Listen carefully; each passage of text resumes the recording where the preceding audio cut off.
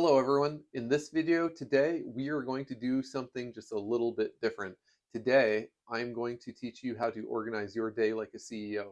And the way I'm going to do that is I'm going to provide you insights into my average day. More specifically, I'm going to share with you how I organize my day, the time blocks that I like to break it up into, what I'm looking to accomplish in each time block, and more importantly, why each of those time blocks makes it into my day and why it's so important. So let's get started. For a little bit of context as we jump in here, a little bit about me. My primary role is I consult, I invest, or I operate organizations that need help either planning for or getting through their growth phase. For this specific video that I'm sharing with you and the schedule that we go over, I'm going to put on my CEO hat and I'm going to share my schedule for a company that I run based out in New York. It is a SaaS play. We'll call it a service-enabled tech play. It's based in the residential real estate space, approximately 40 employees, and is a nice, healthy, medium-sized company that is right in the middle of a growth phase. So for context, as we go through my schedule, that is the day that I'm going to be walking you through. Let's get started.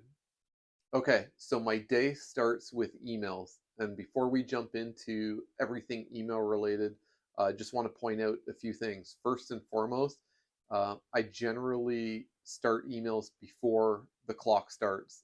Before I even start working, I'm in my emails. And what I mean by that is I try not to let my emails creep into my work hours. And I'm very, very disciplined about the time blocks that I work on emails. But before we get into those time blocks, second things that I would preface with is I hate emails.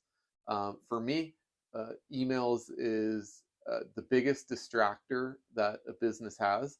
And so, what I like to teach my leadership team and what I'm very disciplined about it is when I can be in my emails and when I can't. And so, the way I generally do that is I generally have two time blocks for emails. One is before my workday even starts. I make sure that I'm caught up on everything new that I didn't see when I signed off the day before. And I work on them for probably about 30 to 45 minutes. And then I start my day. And the second time block is at the end of the day. Before I sign off for the day, I jump back into emails just to see if there's any last minute things that I can be taken care of or if there's anything else that I need to know before signing off. To me, um, email is the whirlwind of most people's day. It's also the biggest distraction of most people's day. I liken emails to white noise. And so to better explain that, I'll tell you what I think email is and what it's not, starting with what email isn't. Email isn't a way to organize your day. It's also not a way to dictate what you should be working on. It's also not your CRM. It's not your project management software. And I find that most people fall into the trap of when they open their email, they see a list of emails and ticking them off one by one. They're feeling like they're accomplishing a lot of things. And what I'm suggesting is they're actually not. They're just getting caught up in the white noise and being distracted from what's actually important, which we will talk about a little bit later. What email is a great way to communicate. That's it. And so, way I treat emails is I do one of three things, and I legitimately only do one of three things. And the key is you can only touch an email once. First is you read it, you're updated, and you file it. That's it. You're done with the email. The second thing is it's an information request of which you reply, and you get the information that is requested. Then you're done with the email. The third thing is something is being requested of you, of which you generally do the work for that thing, and then you are done with it. Those emails are okay to leave in there as long as they coincide with your projects, which we're going to talk about later. But the key thing is stick to your time blocks with emails. I only touch my emails twice, once at the beginning of the day, once at the end, and I only ever touch an email once. I'm going to file it, I'm going to forward it, or I'm actually going to do the work that is involved in it. So that is emails, and my emails are generally limited to less than 1 hour per day. The next thing that I jump into are meetings. And I recognize not everybody in here is listening to this video is going to be a CEO, but I suspect if you're trying to learn about how to manage your day like a CEO, you are in some sort of leadership. So I will very quickly walk through my meetings. The next 2 hours of my day, which are generally focused at the beginning of the day, are any sort of meetings that I need to have. And they generally break down into three categories. A leadership meeting where I have my leadership team on. I generally only work with the leadership in the company, while everybody in the company I make myself available to when it comes to actual day-to-day work. I generally only work with the leadership and trust that they are working with their teams. So we do a group leadership meeting where I can just make sure everybody's on the same page. The second one that I do is one-on-one meetings. So with those individual leaders, I will have a very quick 5 to 10 minute one-on-one stand-up, just so if there's anything very detailed that I need to go through to make sure still moving forward is happening. And then the third one is generally optional, depending on what happens to those previous two meetings on where I need to be. I might need to jump into some sort of department specific meeting just to make sure something's moving along. For the leadership meetings and the one-on-one meetings, they're two different kind of flows. Leadership meetings, I'm not looking to make this a workshop. Really what I'm looking to do is just make sure that any commitments that were made by any of the leaders were actually done, and hearing from them what they're working on to help move the company forward. Generally don't ask a lot of questions. Questions are asked are more about pulling threads just to make sure that everything's under control. If I feel that it's not under control, we pull more threads, and then those go into my notes for the one-on-one meetings. One-on-one meetings, again, are more for support, make sure that my leaders have what they need. And then in addition to that, I also use this as mentoring time, generally guiding them through, teaching them, and basically just trying to level them up, bring them to the next level with any kind of insights or advice that I could give them. So meetings, I try and get them done early. I try and limit this to about 2 hours of my morning. And the key things here are these are not workshops. We are not actively working. Generally, what I'm doing is just getting updates. I'm pulling threads to make sure everything's moving forward. And I'm making sure, most importantly, that there are no blockers for any of the important projects and that the leaders in my company have everything that they need to keep moving things forward on time, within budget, with the resources that they have, and uncovering if there's anything missing. If there's anything missing, that's my job to make sure that they get what they need. So that is how I handle meetings, generally first thing in the morning. The next section of my day after meetings, and kind of brings me to that lunchtime area. I generally refer to it as loose ends or carryover. Two real themes here. What I'm doing is I'm taking all of the information that I have from the first part of the day, my project updates from the day before, any of the emails that I received, and any of the meetings that I've had earlier today. I generally trying to do one of two things. First and foremost, I'm trying to set up my leaders for success by making sure that they have everything that they need. I'm trying to identify blockers. I'm trying to identify confusion. I'm trying to make sure that everybody is on the same page. And if there is anything that is out of line in any of those areas, this is what that time is for. The time is to make sure that any of those things get unblocked, unjammed, any of the resources that my teams need that currently don't have. This is the time that I make efforts to make sure that they have them. Just generally setting my team up for success. In this time, they aren't working for me. This is my time where I am working for them. They're telling me what they need to get their job done. I use this time to make sure that they have it. Second thing is to use this time to make sure nothing gets by me. One of the things that I'm very, very diligent about is note writing. Anytime somebody says something more specifically in the form of a commitment, I will write down what their commitment was, the project that it was related to, and when they said that they were going to have it done. It is this time that I go through my notes and I do all of those follow-ups to make sure that the commitments by my leaders are made. This does two things for me.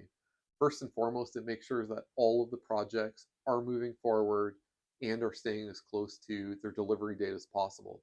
The second thing that it does is it trains anybody on my team that if they are going to say it, I am going to hold them accountable for completing it. While I do understand projects change, initiatives change, priorities change, that's fine. we handle those things as they come. But if the leaders make a commitment, I write it down, and it is in this time that I go through all my notes to make sure that they have held their commitment, they've delivered on their commitment, and if not, push the buttons and pull the levers to make sure that those things move forward. The next part of the day we will call lunch. To be fair, this is not a thing in my world. While I do eat, I generally eat while I'm working on projects, which is the next portion of my day that I'm going to go over with you. However, I generally don't take time off to get away from my desk. The only exception for this is sometimes I'll exercise. I'll do 30 minutes of cardio just to get away from my desk if I feel that I need a mental refresh. Exercise, I'm sure I don't need to tell everybody, great for everything. We'll just leave it at that. And sometimes stepping away from your desk and doing 30 minutes of cardio gives you a mental refresh so that when you come back, both physically, mentally, and emotionally, you're reset to tackle the second half of your day. But generally, I don't do lunch. I'll just grab something to eat and I'll bring it to my desk and I'll get a head start on my next part of my day, which we will get into right now. The next part of my day is projects. And what I mean by that is at this point in my day, I'm caught up. I'm caught up on my emails. I've met all of my meetings, whether the department meetings directly with the leaderships, one-on-one meetings, leaderships as a team as a whole. I'm all caught up. I've made sure that they have everything that they need, and I'm pretty well organized. Now for the second half of my day, what I'm really focused on is projects. And there's one big thing that I want to focus on here. First and foremost, the projects that I choose, everything, everything is in the projects that you choose to work on. And if I have a previous video, which I refer to one of the most important lessons that I learned in my career, which was identifying urgent versus important. And so I'll just very quickly go through this here because this is critical for choosing the projects that you work on.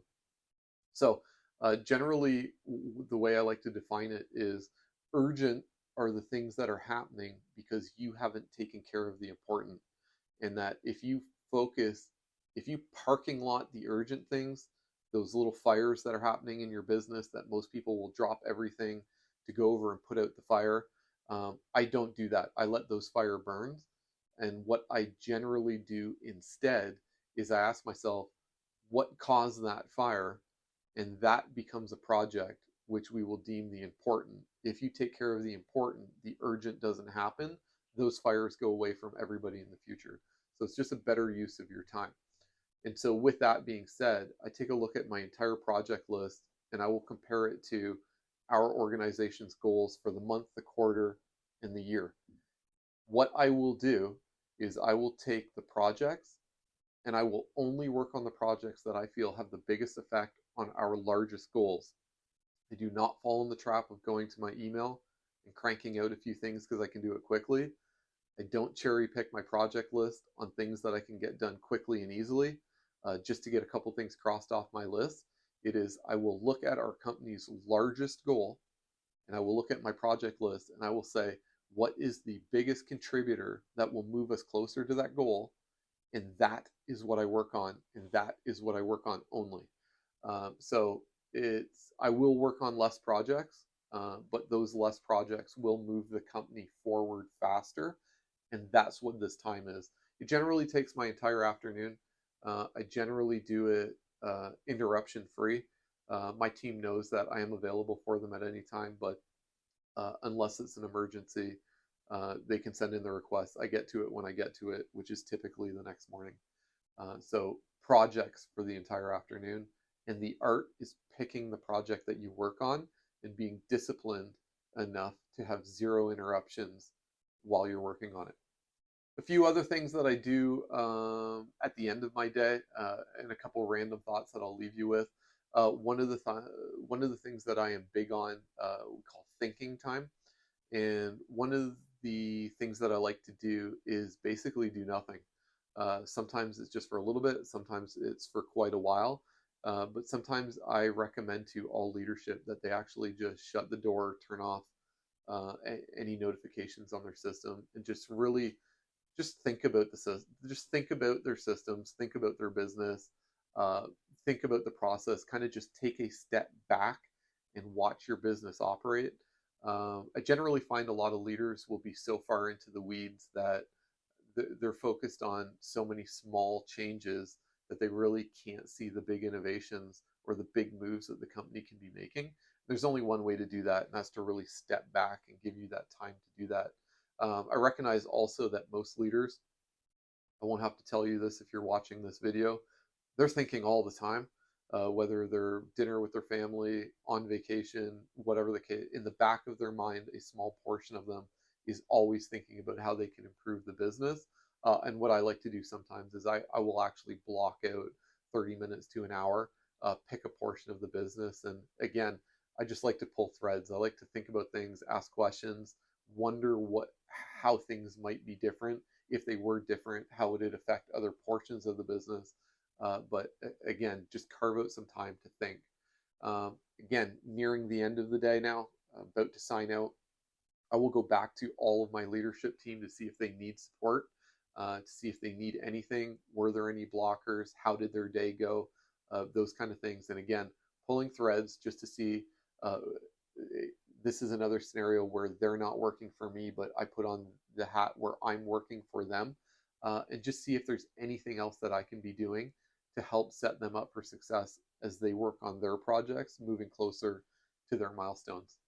The last thing that I do, again, at this point, most people are gone. My day is technically over. I'll go back to emails. I'll go back to see what kind of emails that I missed during the day. Again, I only do 1 of 3 things with them. Read them, be notified, and file them.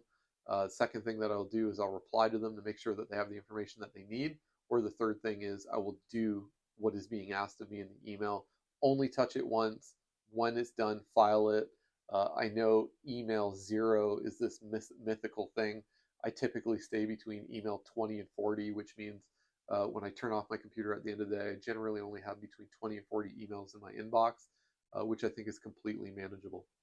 So I will finish the day on emails, and I generally won't leave my desk until I'm within that 20 to 40 email window to give me a head start on the next day.